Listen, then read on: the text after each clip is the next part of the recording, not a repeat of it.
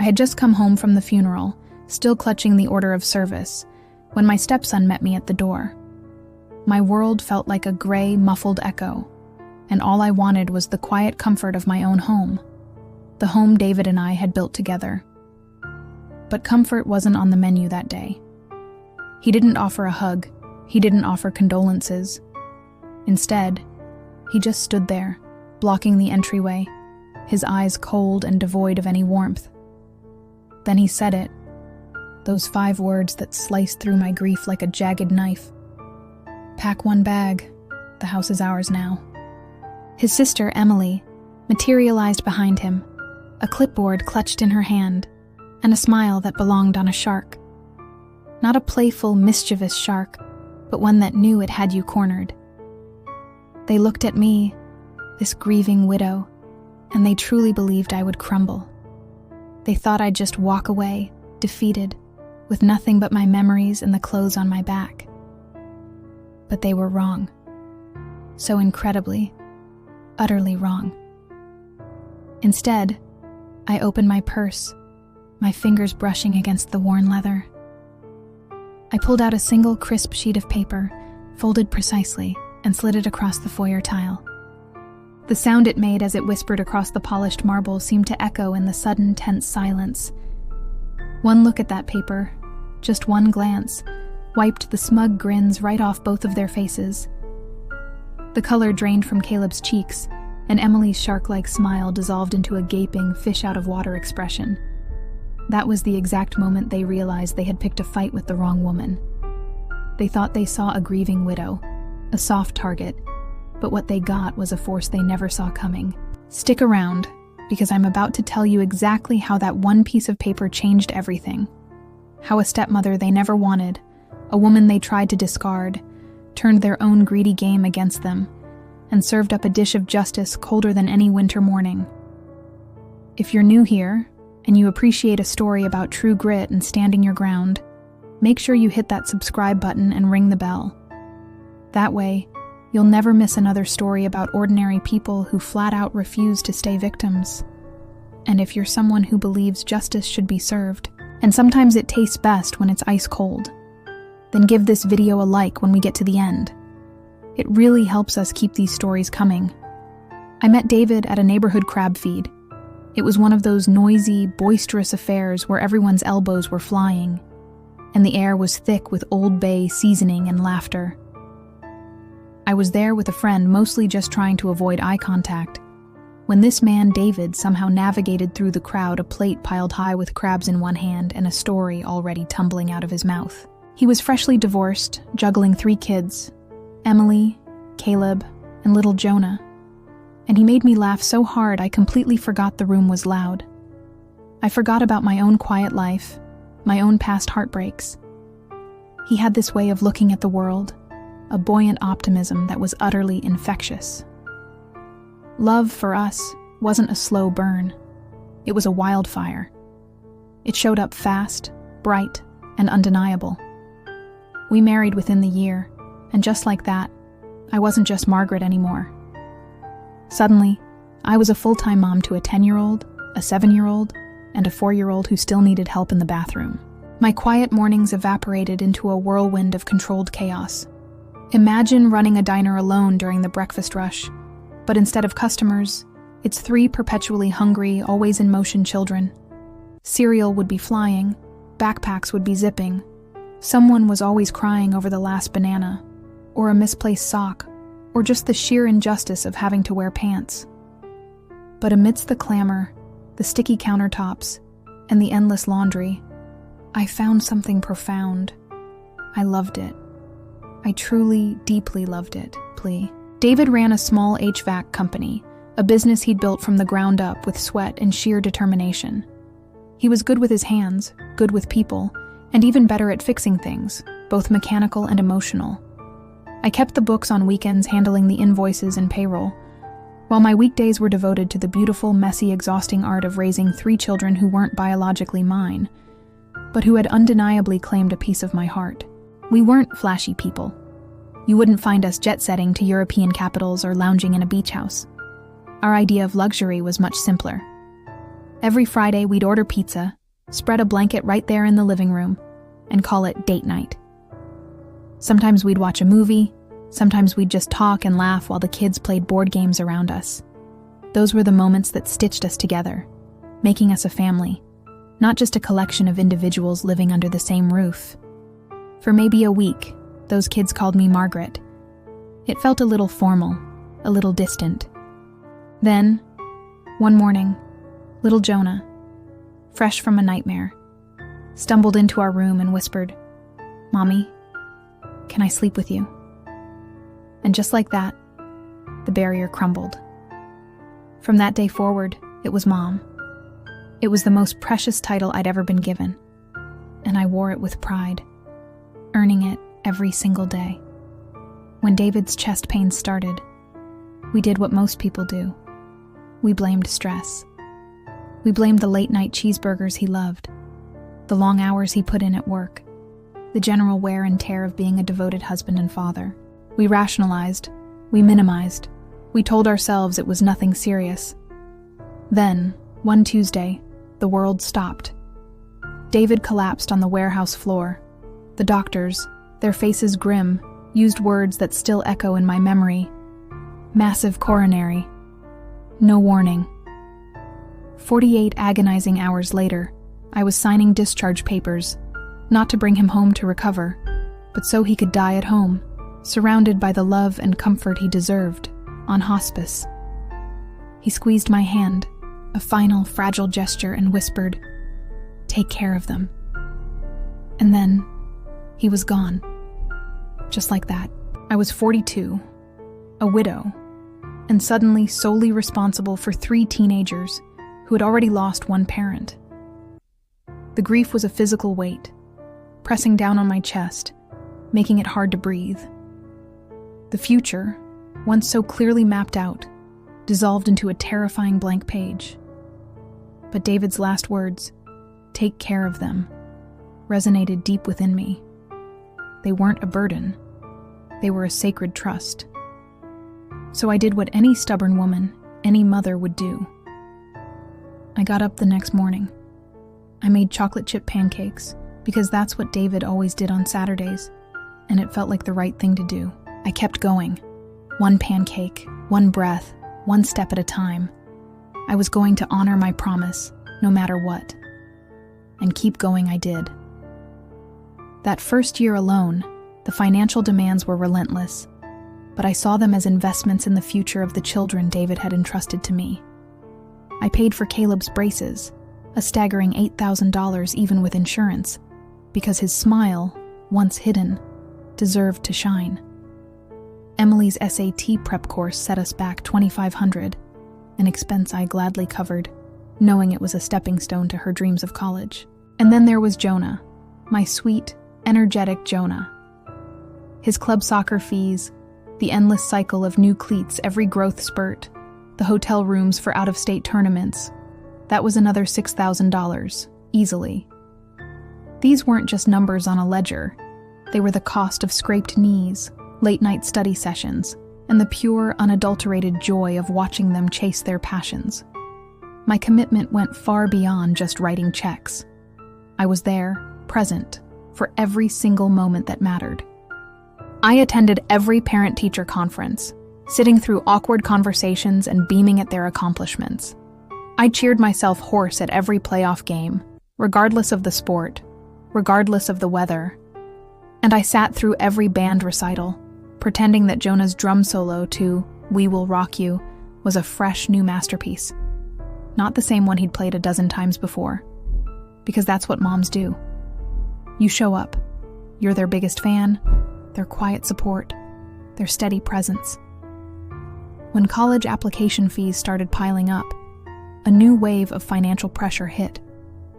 David and I had always planned for their education, but without his income, it was a challenge.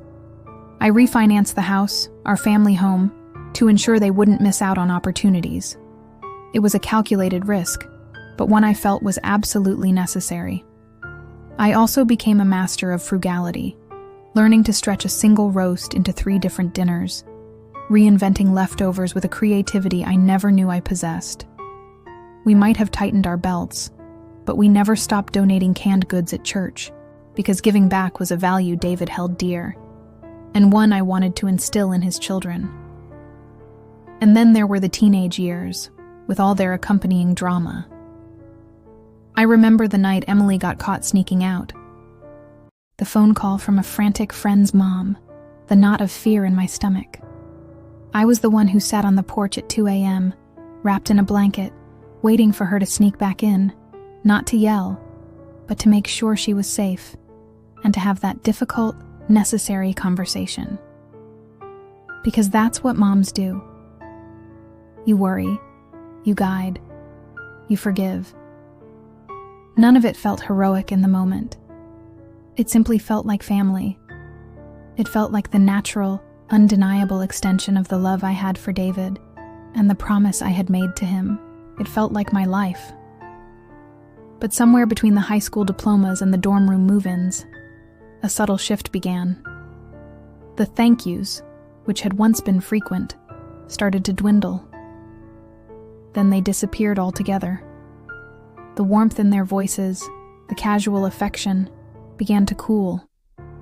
They started saying things like, "our house," a house I was still paying the mortgage on. They talked about our money I was still earning and managing. And most tellingly, our father's business. A business I was still keeping afloat, handling the books, and ensuring its survival. At first, I blamed grief.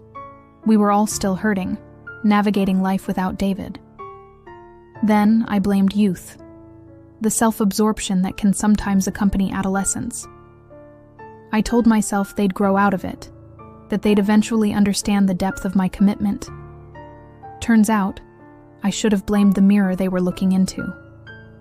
The reflection they saw was one of entitlement, and it was a reflection I was just beginning to truly see.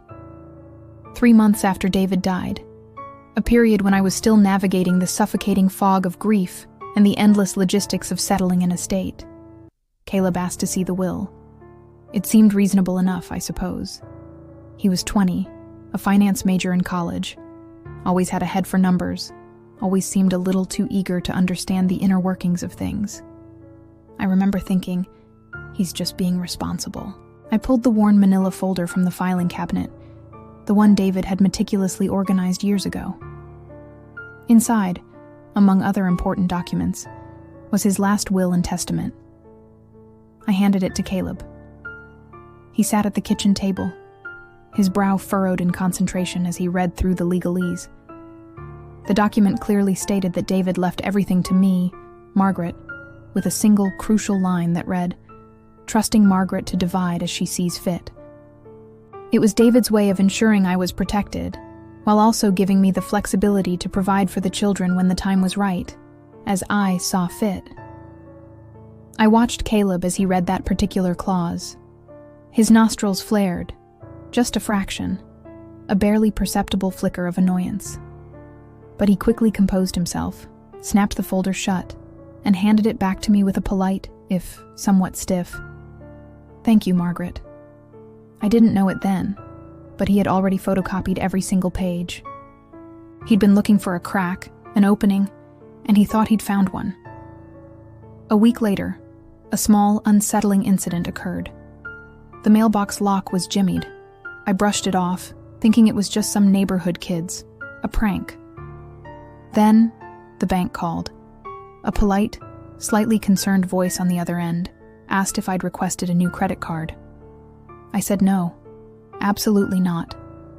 They canceled the fraudulent request, reassuring me it was likely just an attempt at identity theft, a common occurrence these days.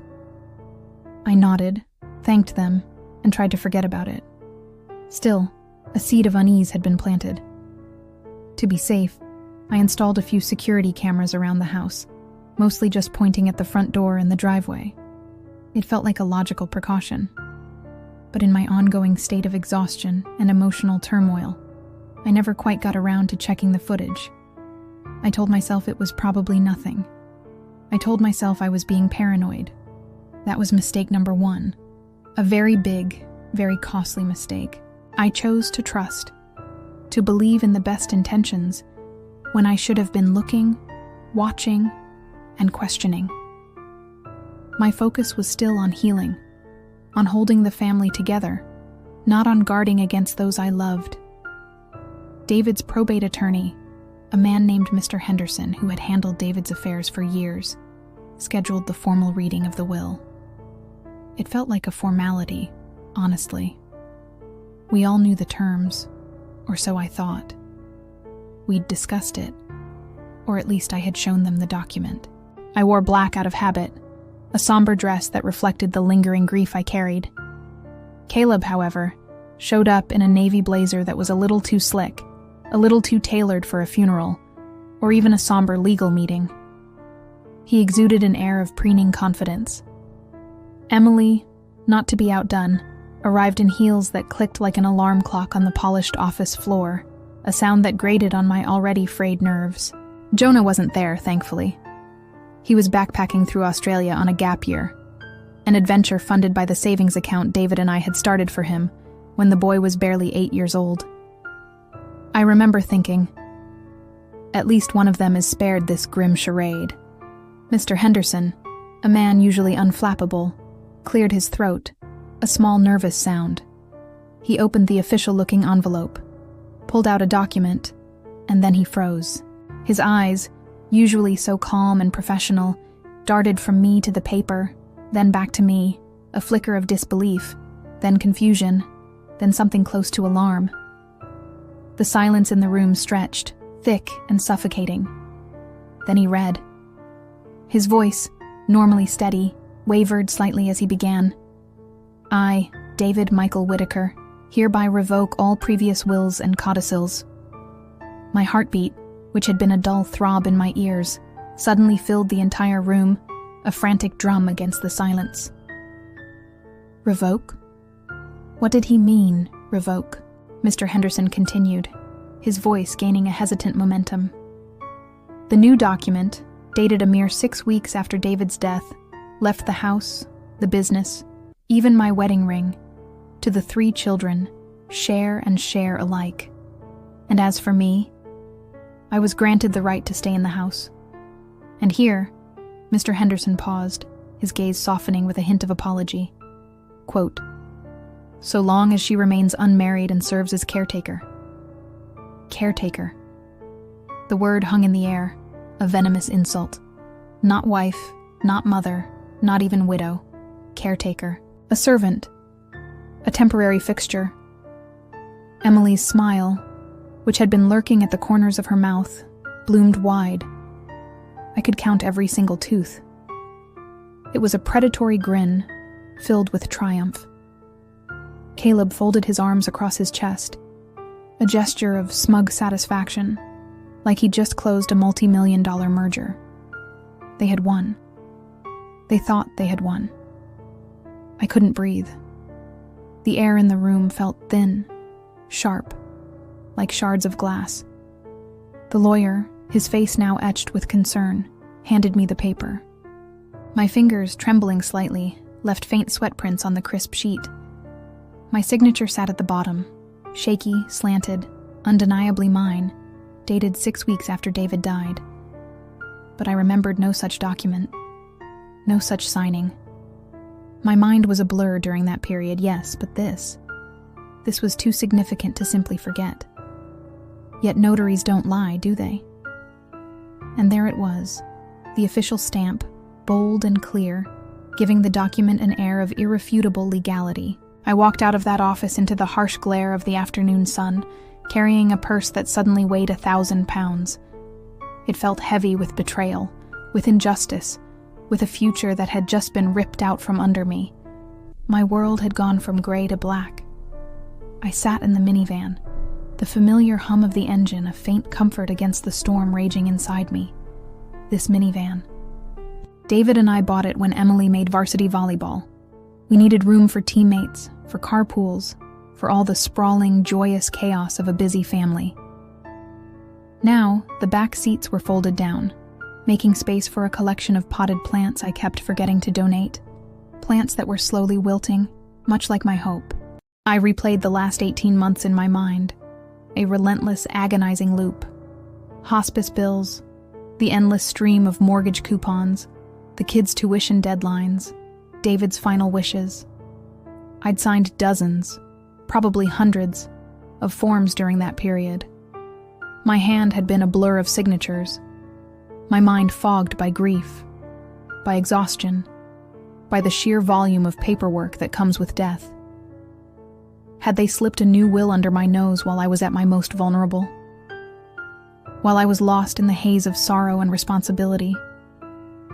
It felt impossible. Yet the evidence was right there, in my trembling hand. A desperate instinct took over.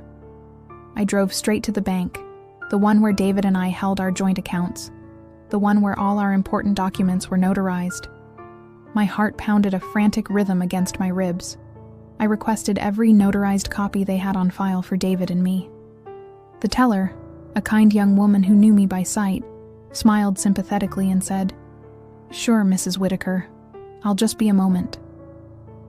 She returned a few minutes later, placing a thick, official-looking envelope into my hands. Inside, nestled among other legitimate papers, was a second copy of that damning will. Same signature, same notary stamp. My stomach clenched. But this time, something was different. The date, the crucial date that claimed I had signed it, had been smudged. And in the corner, a small, telltale coffee ring. A cold, hard clarity began to cut through my despair. I don't drink coffee. It gives me heartburn. I've always preferred tea. But Caleb lives on espresso shots. His hands were never without a coffee cup, especially when he was focused, poring over documents, scheming. The pieces, once scattered and confusing, suddenly began to click into place with an alarming precision. The jimmied mailbox, the fraudulent credit card request, the unchecked camera footage. It wasn't random bad luck. It was a pattern. It was a plan. I tucked the paper with its smudged date and coffee ring into my purse. It felt less like a document and more like evidence from a crime scene. The grief was still there, a dull ache, but now it was joined by something else. A simmering rage, a fierce determination. I drove home, the minivan now feeling like a battle tank. The plants still wilted in the back, but I barely noticed. I walked straight to my study, pulled out a brand new spiral notebook, its pages pristine and waiting. On the very first page, in my neatest handwriting, I wrote one single resolute sentence. What they don't know. The game, I realized, was far from over. It was just beginning. Within weeks, the children, now, legally, the owners of what David and I had built, began their improvements. And I use that term loosely. It was less about improving and more about asserting ownership, about stamping their authority on every square inch of our home. Caleb, with his newfound sense of corporate power, decided the house needed rewiring. He hired his fraternity buddy, a young man whose main qualification seemed to be his cheap rates and his loyalty to Caleb. The work was shoddy, rushed, and frankly, dangerous. The inspector, when he finally came through months later, found code violations stacked like a Jenga tower just waiting to collapse. Wires were exposed, outlets were improperly grounded, and the whole system was a fire hazard. It was a perfect metaphor for their approach to life. Cut corners, prioritize profit, and damn the consequences. Emily, meanwhile, embarked on a grand redecorating scheme for the living room. Out went the comfortable, lived-in furniture David and I had carefully chosen. In came a pristine white carpet, utterly impractical for a house that still, occasionally had muddy shoes tracking through it. And a sleek, glass coffee table. An object of minimalist beauty that shattered the very first time someone, inevitably, set down a mug a little too forcefully. It was all about aesthetics, about presenting a certain image, with no regard for functionality or the memories embedded in the old decor. It was as if they were trying to erase David, erase me, and replace us with something colder, more sterile, more theirs. Perhaps the most egregious insult was the installation of a wine fridge. They put it right where David's favorite recliner used to be, The chair where he'd read the paper, watched football, and sometimes just quietly napped. It was a monument to their new, extravagant lifestyle, a symbol of their entitlement, replacing a symbol of comfort and family. Monthly bills, once addressed to David and me, now arrived addressed to them. Old habit, ingrained over years of shared responsibility, meant I still paid them. I'd open the envelopes, sigh at the increasing amounts, and dutifully write out the checks. It was a reflex, a deeply ingrained pattern of care that was hard to break. But each check I wrote felt like a small indignity, a further erosion of my autonomy. Then came the night that truly crystallized their intentions. I was in the kitchen, making a cup of chamomile tea, when I overheard Caleb on speakerphone, his voice carrying clearly from the living room. "Rent out the basement," he declared, his tone dismissive. "That'll cover the taxes. We can advertise it on Airbnb."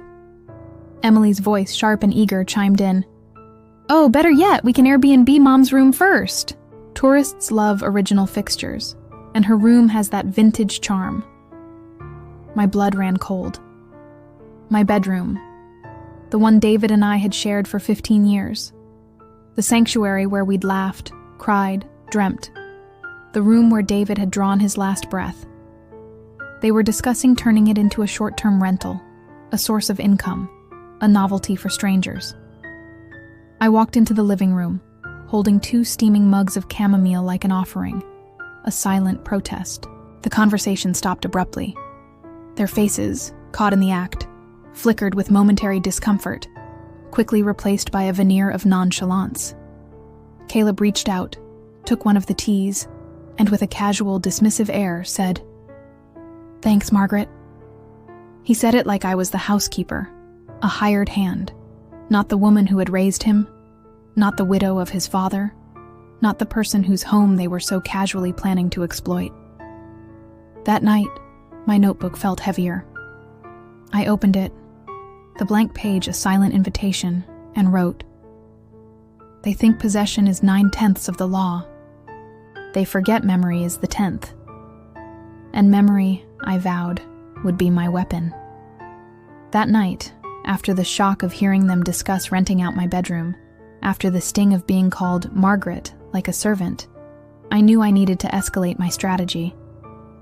I couldn't just collect evidence. I needed a way to protect myself, to document their brazenness, and to lull them into a false sense of security. So I started keeping 2 diaries. One was vanilla. Utterly, deliberately, blandly vanilla. It was a simple, floral-covered journal, filled with innocuous entries, grocery lists, notes about the weather, a few uplifting Bible verses I'd copied from a daily devotional.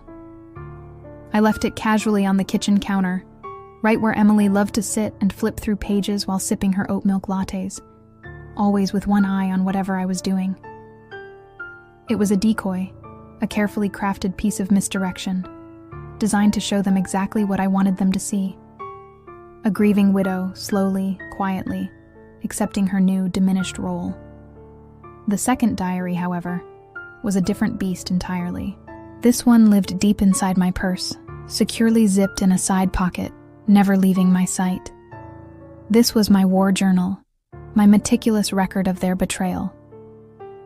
This one held copies of bank statements that showed suspicious activity, grainy photos of what I suspected were forged signatures, and every single damning conversation I overheard. I wasn't just listening, I was analyzing, cross-referencing, building a case. I recorded specific dates and amounts when Caleb withdrew large sums of cash from the business account, funds that were clearly not for legitimate company expenses. I saved screenshots when Emily, oblivious to the digital footprint she was leaving, posted Instagram stories from Cancun, her captions practically screaming her guilt. "Inherited money spends better," one read, accompanied by a picture of her sipping a cocktail on a pristine beach. Another boasted about living my best life thanks to Dad's foresight. Each post was a tiny, glittering piece of evidence, a digital breadcrumb leading straight back to their greed. And then there was Jonah. Sweet Jonah. He was still traveling, still finding himself, sending postcards from bustling hostels in distant lands. His messages were always simple, heartfelt. "Wish I could help, Mom. Hang in there." He still called me Mom. That mattered. It was a small, flickering flame of warmth in the cold, calculated world his siblings were building. It reminded me that not all hope was lost. Not all connections were severed. Every night, before I went to bed, I added a new line to my secret diary, a quiet mantra of my growing resolve. Evidence is a jigsaw puzzle. Patience is the picture on the box. I was assembling that puzzle, piece by painstaking piece, and I was determined to see the full picture emerge. I knew the complete image would be devastating for them, but for me, it would be the blueprint for justice. Last Thanksgiving, the air in the house was thick with forced cheer and simmering resentment. We sat around the dining table, the same table where David and I had hosted countless holiday meals. But the warmth was gone, replaced by a brittle tension. That's when Caleb, with a flourish, announced he was engaged. He'd brought home a girl with impossibly long eyelash extensions and a diamond ring that seemed to glint with an aggressive brilliance, a ring bigger than a popcorn kernel. She was named Tiffany, and she had a way of looking at me that suggested I was an inconvenient piece of furniture. They planned the wedding for June, at the house, of course. Not a question, not a request, but a casual, entitled assumption. My house. Our house. It was just another item on their checklist, another resource to be exploited. During dinner, Caleb tapped his glass with a fork, drawing everyone's attention. He cleared his throat, a self-important little sound, and delivered the final blow. "After the big day," he announced, looking directly at me, a smirk playing on his lips. "We'll need the master suite for nursery prep. Tiffany and I are hoping to start a family right away. Margaret, you'll be comfortable in the guest room, right?" My heart hammered against my ribs. The master suite. My bedroom. The last sanctuary of my life with David.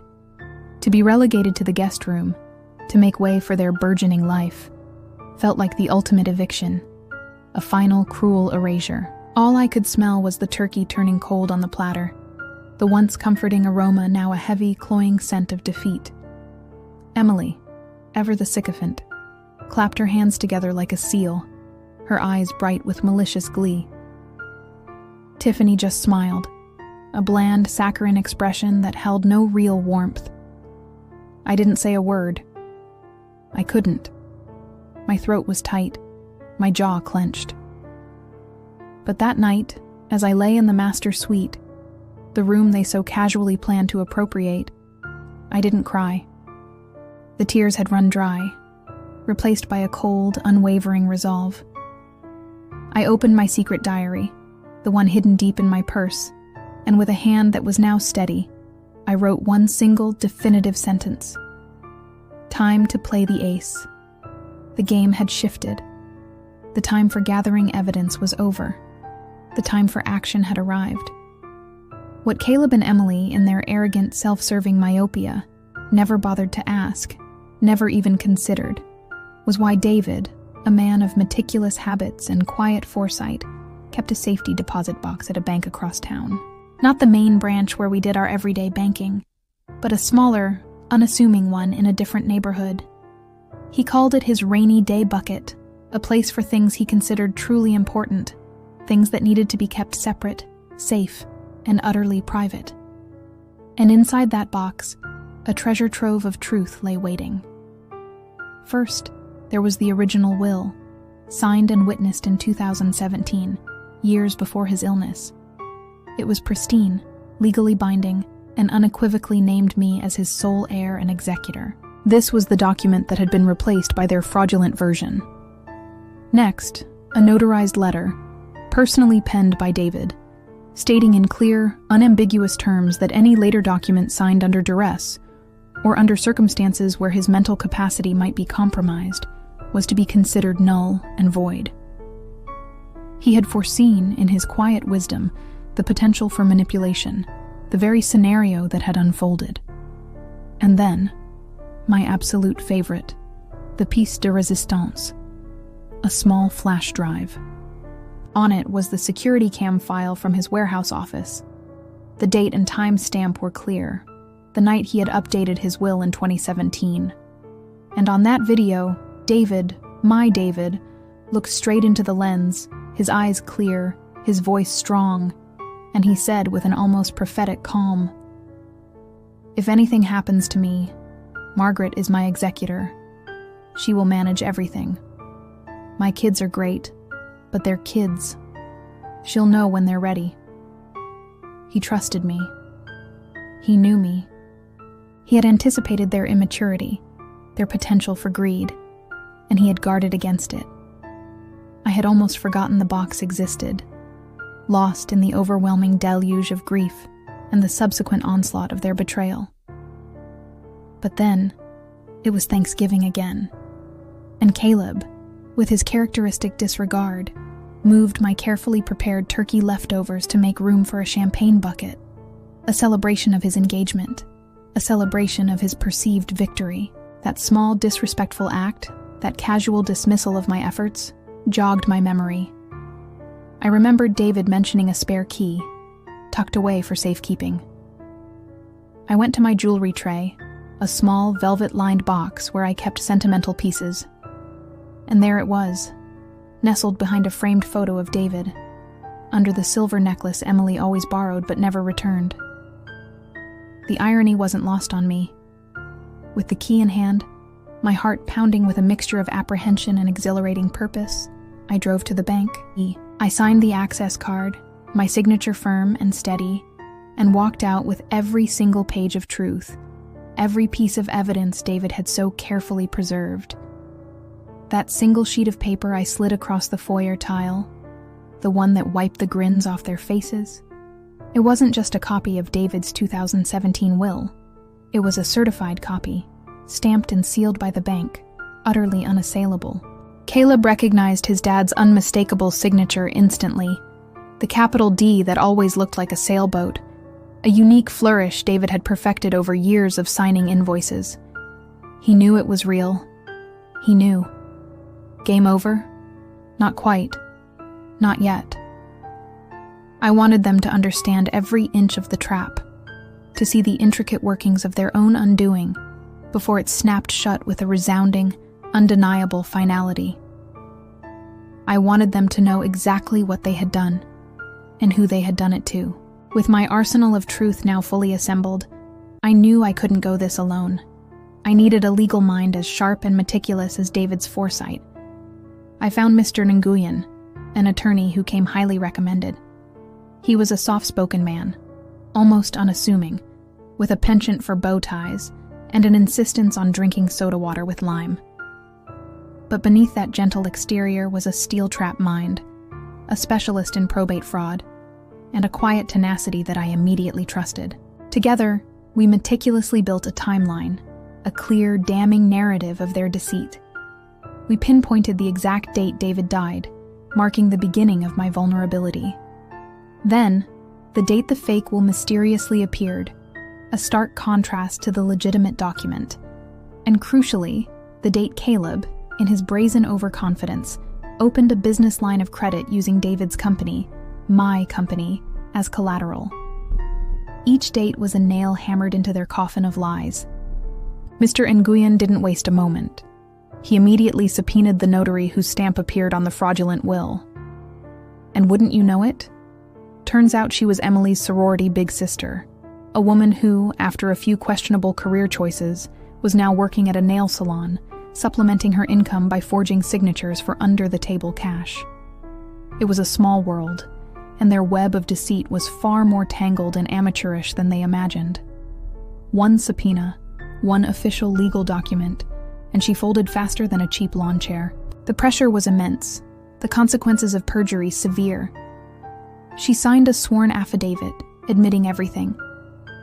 She confessed that Caleb had paid her $500, a paltry sum for such a monumental crime, to stamp a pre-printed document while I was busy, distracted, signing Parent Plus loan papers for Jonah's college tuition. While I was sacrificing for his brother, Caleb was actively trying to steal everything from me. The audacity was breathtaking. But Mr. Nyan wasn't done. He meticulously traced every unauthorized transfer. Caleb had moved a staggering $170,000 from the business accounts into an account titled Flip House Profits, a shell account designed to funnel David's assets into his own pocket. And Emily? She was right there with him, co-signing on the account, a willing accomplice in the scheme. With the evidence stacked sky-high, undeniable and irrefutable, we filed a petition to invalidate the fake will and freeze the entire estate. We wanted to stop them dead in their tracks, to prevent them from pilfering another dime.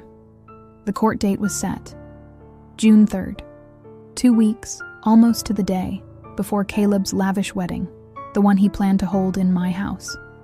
Sometimes you see the universe schedules justice like a concierge, with impeccable timing and a delicious sense of irony.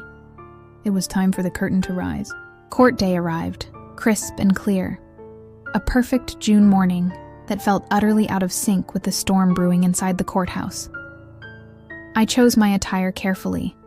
David's favorite navy dress, a conservative, elegant garment with sleeves to the elbow. It wasn't about looking powerful. It was about presenting myself as composed, respectful, and unequivocally the rightful heir to David's legacy. It was a silent tribute to him, a statement that I was there to honor his wishes. Caleb, predictably, showed up in a brand new suit, tan, and overconfident. His hair slicked back, a look of smug assurance on his face as if he'd already won. Emily, clutching a leather portfolio that she never once opened, wore a tight, nervous smile, her eyes darting around the courtroom. They had no idea what was coming. Inside the courtroom, Judge Ramirez, a stern but fair woman known for her no-nonsense approach, took her seat. The proceedings began. Mr. Nguyen, in his quiet, methodical way, presented our case. Within 10 minutes, she allowed our exhibits into evidence. Then, with a click of a remote, Mr. Nguyen projected the 2017 security cam video onto a white wall that had been set up in the courtroom. The silence that followed was absolute, punctuated only by the whirring of the projector. Then, David's voice, clear and strong, filled the room. His face, projected larger than life, looked directly into the lens, into the eyes of everyone present, into the eyes of his children. If anything happens to me, Margaret is my executor. She will manage everything. My kids are great, but they're kids. She'll know when they're ready. The air crackled. David's words, a direct contradiction to the fraudulent will, were a punch to the gut for Caleb and Emily. Caleb's lawyer, a slick, high-priced shark, immediately jumped up, asking for a sidebar with the judge, a desperate attempt to stop the bleeding. Denied. Judge Ramirez, her expression unreadable, simply shook her head. The evidence had been presented. The truth was out. During the mid-morning break, as the lawyers huddled and the courtroom cleared, Caleb approached me in the hallway.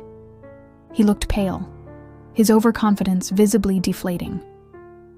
"Mom," he began, his voice a strained whisper. "Mom, let's talk." It was the first time he'd called me Mom since the funeral, since before the betrayal. The word felt like ash in his mouth, a desperate plea for a connection he had so carelessly severed. I just stood there, sipping my coffee, my expression neutral, my resolve unwavering. I said nothing. I let the silence hang, heavy with all the unspoken truths between us. He swallowed hard, his eyes darting nervously. "Look," he stammered, I'll give you 50% of the estate. Just drop the case, before the wedding."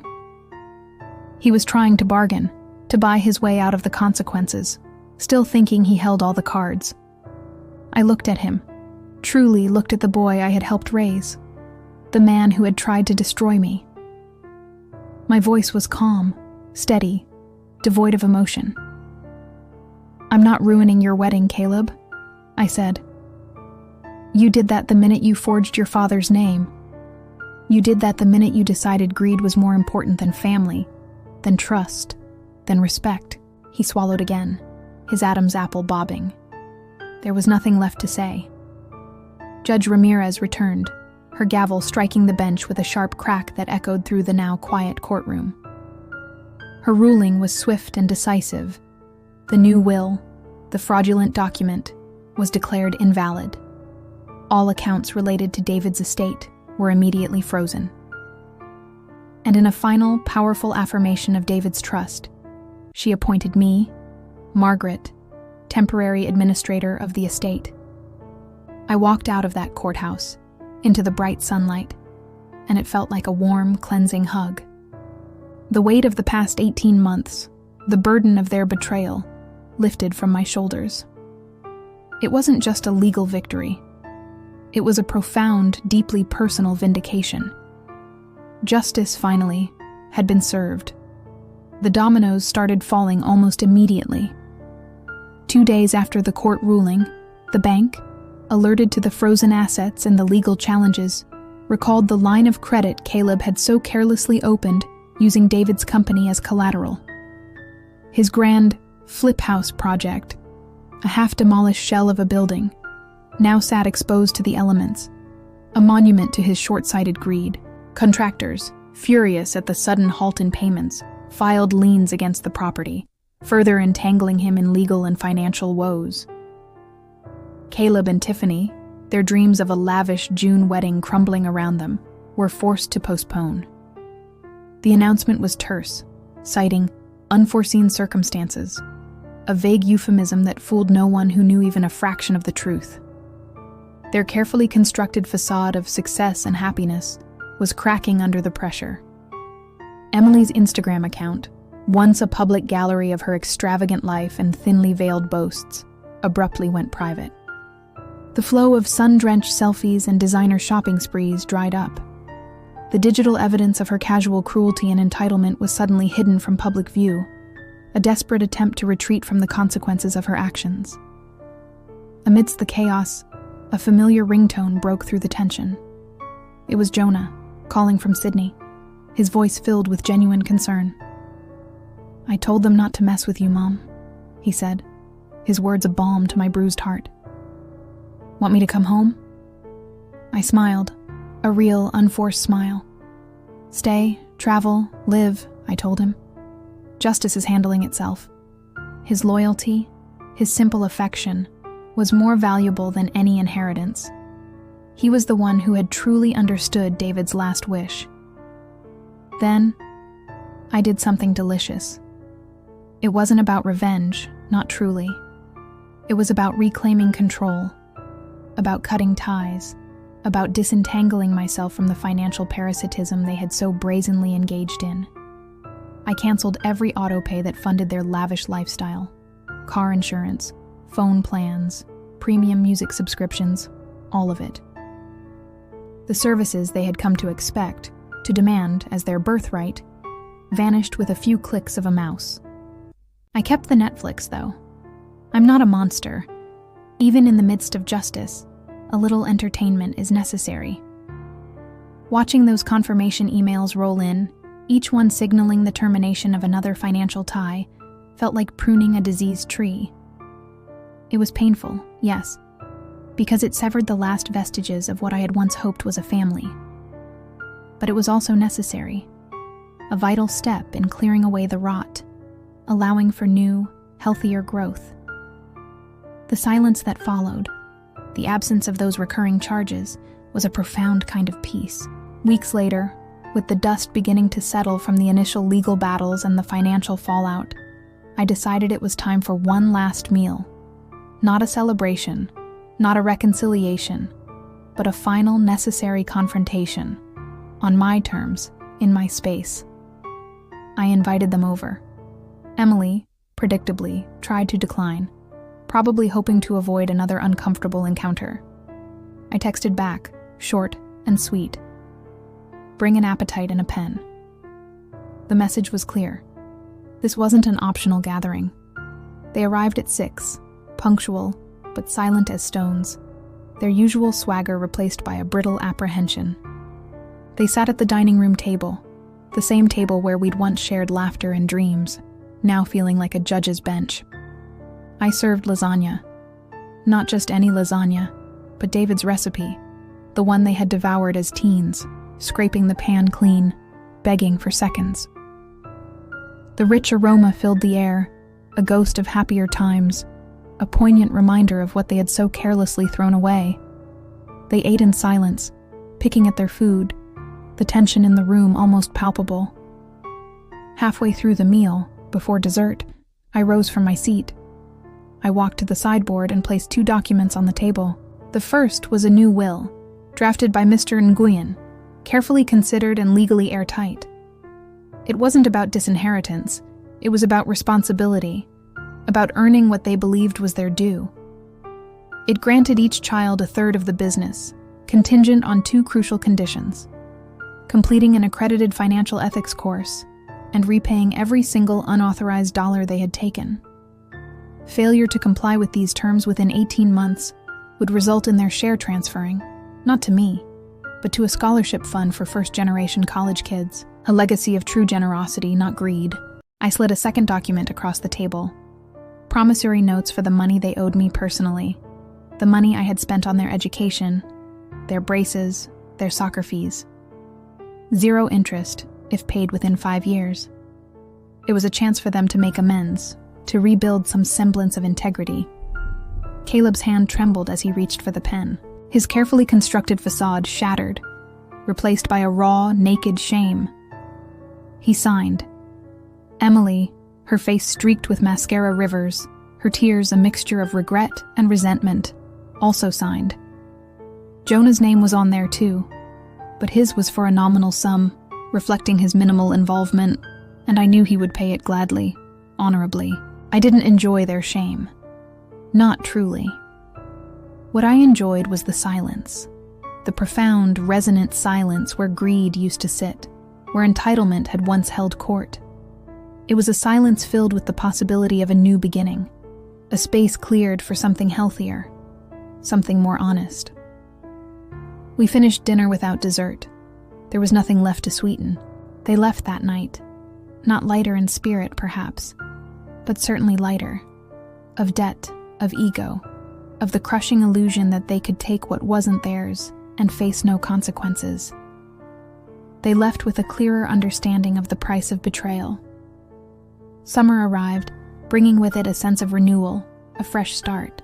The flip house, Caleb's ill-fated venture, eventually sold at auction, the proceeds carefully allocated to cover restitution and outstanding debts. It was a clean, if painful, severance of that particular tie. I kept the family home, the house David and I had built our life in. It was no longer a battleground, but a sanctuary once more. I renovated the kitchen, making it brighter, more functional, a space for new memories. I painted the walls sunrise yellow, a color that radiated warmth and optimism, a stark contrast to the gray despair that had once pervaded its halls.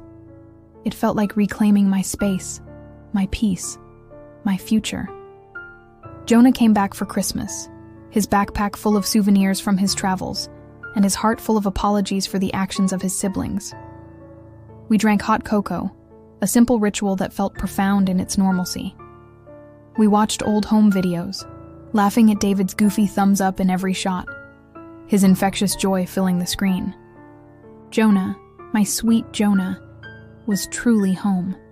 Our connection, forged through years of love, remained intact, stronger than ever. Caleb and Emily? They're on payment plans, dutifully sending in their monthly installments. We exchange polite texts on birthdays, brief formal acknowledgments that barely scratch the surface of our shared history. It's a fragile truce, a distant civility. Maybe one day, years from now, we'll be able to use the word family again without flinching, without the ghost of betrayal hanging in the air. Maybe. But for now, this quiet distance works. Until then, I have my home, filled with light and laughter. I have my memories, precious and untainted by their greed. And most importantly, I have the knowledge, deep in my bones, that I stood up when standing was hardest. I fought for what was right, for what David intended, and for my own dignity. And I won. If this story lit a fire in you, if it resonated with that quiet strength inside you, then smash that like button and share it with anyone who needs a reminder that age isn't a barrier, it is armor. And that brains, courage, and unwavering resolve will always beat betrayal.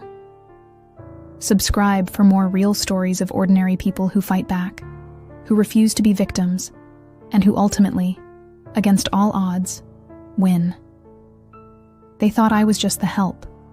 They saw me as a temporary fixture, a convenient placeholder, a woman whose grief would make her pliable, easily dismissed. They thought I would quietly fade away, leaving them to carve up David's legacy as they saw fit. Turns out, I was so much more. I was the keeper of promises, the holder of keys, the woman who refused to fold when the deck was stacked against her. When the very people she loved tried to dismantle her life, I was David's trust, embodied and unwavering. So to every step-parent who pours their heart into a blended family, to every caregiver who gives selflessly, to every quiet force holding families together against unimaginable odds, document your love, trust your gut, and remember, justice delayed isn't to justice denied if you re-willing to build the bridge to it, plank by painstaking plank.